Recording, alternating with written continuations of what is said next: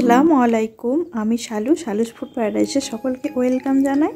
আজ আমি আপনাদের কাছে কোনো রেসিপি বা রান্নাবান্নার কোনো ভিডিও নিয়ে আসিনি। আজকে আমি আপনাদের বাড়িতে কিভাবে খুব সহজে সাবান তৈরি করে নেওয়া যায় সেটাই আমি আপনাদের সঙ্গে দেখাবো। আশা করছি ভিডিওটা পুরোটা দেখবেন, আর ভালো লাগলে কিন্তু লাইক করে দেবেন আর অনেক বেশি বেশি করে শেয়ার করে দেবেন।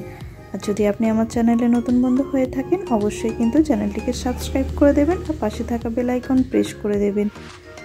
দেখুন এখানে আমি অনেকগুলো গোলাপ তুলে নিচ্ছি, আর অবশ্যই কিন্তু গোলাপগুলো আপনারা যদি এরকম সাবান তৈরি করেন দেশি গোলাপ নেওয়ার চেষ্টা করবেন, তাহলে কিন্তু এর সেন্টটা খুবই একটা সুন্দর সেন্ট বেরোয় এর মধ্যে থেকে।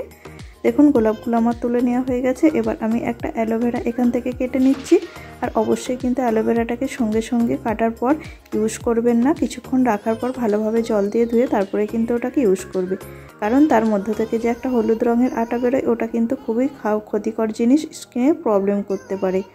এবার একটা আমি পিয়ার সোপ নিয়েছি, সেটাকে কেটে নিলাম, আর অ্যালোভেরাকে এভাবে করে কেটে নিচ্ছি, সাইডের কাঁটাগুলো বাদ দিয়ে দিচ্ছি আর মধ্যখান থেকে এভাবে করে ছিঁড়ে নিচ্ছি, আর একটা চামচের সাহায্যে এ থেকে আমি জেলটা বার করে নেব।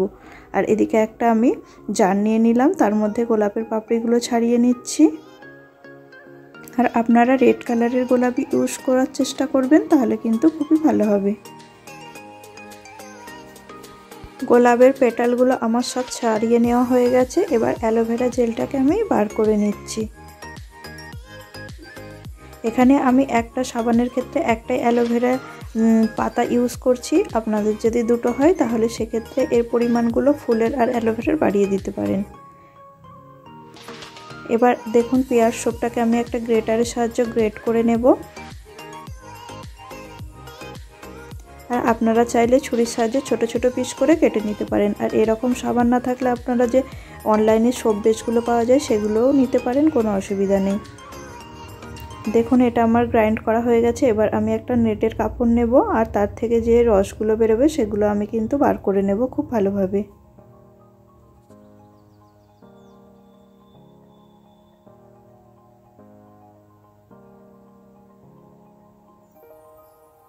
কালারটা দেখেছেন, খুব সুন্দর ফুলের কালারটা কিন্তু এখানে রসের সঙ্গে বোঝা যাচ্ছে। দেখুন আমার এটা বার করে নেওয়া হয়ে গেল। এবার আমি এটাকে একটা সাইডে রেখে দেব। এবার একটা পাত্রের মধ্যে একদম ফোটানো গরম জল নিয়েছি, আর তার মধ্যে দিয়ে দিলাম গ্রেট করা সাবান, আর তার মধ্যে আমি এই ফুলের রসটাকে এর মধ্যে অ্যাড করে দেব। আর নেব এখানে 2 চামচ পিওর কোকোনাট অয়েল। আপনারা কোকোনাট অয়েলটা অবশ্যই দেবেন, আর যদি না থাকে তাহলে এখানে ভিটামিন ই ক্যাপসুলও অ্যাড করে দিতে পারেন। এবার একটা কাপড়ের সাহায্য 10 থেকে 15 মিনিট ঢেকে রেখেছিলাম। তারপরে 15 মিনিট পর দেখুন এটা আমার পুরোপুরি গলে গেছে। এবার আমি দুটো প্লাস্টিকের এরকম মোল্ড নিয়ে নিয়েছি, তার মধ্যে দিয়ে দিচ্ছি সামান্য পরিমাণ তেল, যাতে এগুলো সাবানগুলো পরে অনায়াসে উঠে আসে। এবার কিছু গোলাপের প্যাটেল এর মধ্যে দিয়ে দিচ্ছি। এবার এই মিশ্রণটা এর মধ্যে ঢেলে দেব, আর উপর থেকেও কিছুটা গোলাপের প্যাটেল এর মধ্যে ঢেলে দেব। সেম প্রসেসে বাকি আর একটা সাবান আমি তৈরি করে নেব।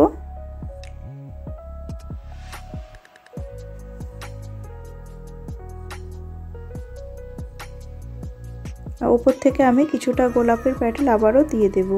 এবার এটাকে আমি ফ্রিজে রেখে দেব 2 ঘন্টা বা 1 ঘন্টার জন্য। ফিরে এলাম 1 ঘন্টা পর। দেখুন সাবানটা আমার একদম রেডি হয়ে গেছে, আর খুব অনায়াসে কিন্তু বেরিয়ে যাচ্ছে সাবানটা হাতের মধ্যে।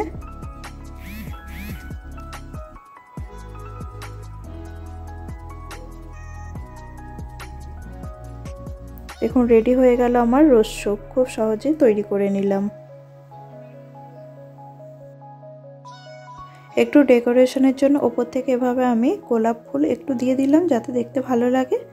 এখানে আমি আমার ভিডিও শেষ করছি। ভালো লাগলে অবশ্যই লাইক করবেন আর অনেক বেশি বেশি করে শেয়ার করে দেবেন। আর এরকম আপনারা বাড়িতে সহজে কিন্তু সাবান তৈরি করে নিতে পারেন। আর যদি কেউ করেন আমার এই ভিডিও দেখে অবশ্যই কিন্তু কমেন্টে জানাবেন আপনাদের সাবানটা কীরকম তৈরি হয়েছিল। আপনাদের সকলের কাছে অনুরোধ, আপনারা যদি আমার চ্যানেলে নতুন বন্ধু হয়ে থাকেন অবশ্যই কিন্তু আমার চ্যানেলটিকে সাবস্ক্রাইব করবেন আর পাশে থাকবেন।